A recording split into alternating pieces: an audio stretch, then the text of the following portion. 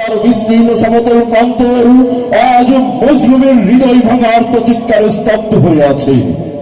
অত্যাচার, নির্যাতন, নিষ্পেষণ ও নিপীড়নে বিদীর্ণ আজ প্রতিটি মুসলিম জনপদ। দজলা, ফুরাত আর জিনামের শান্ত টলটলে জলারাশি আজ মুসলমানের লাল খুন আল্লুনা কান্নায় বিবর্ণ।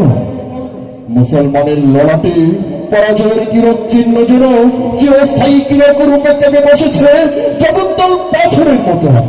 হে যুবক, গ্রহের তত্ত্বগুলো তোমার খুনকে চঞ্চল হয়ে ওঠে না।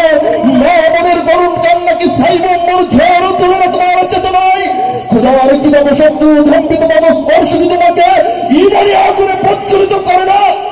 আবু গরিবের নির্লজ্জ কুকুরের অসভ্য আচরণে তোমার ভাইদের বস্ত্রহীন দেখেও কি তোমার সত্তায় গ্রহের তত্ত্ব লাভা ছড়িয়ে পড়ে না।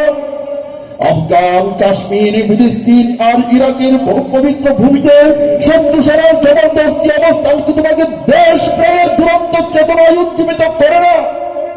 বন্ধু, এই কথাগুলো আজ যারা সুরের ঝংকারে সারা বাংলায় উচ্চকিত করে তুলছেন, তাদের মধ্যে সময়ের অন্যতম আলোচিত নাম অ্যাডভোকেট রোকেনুজ্জামান।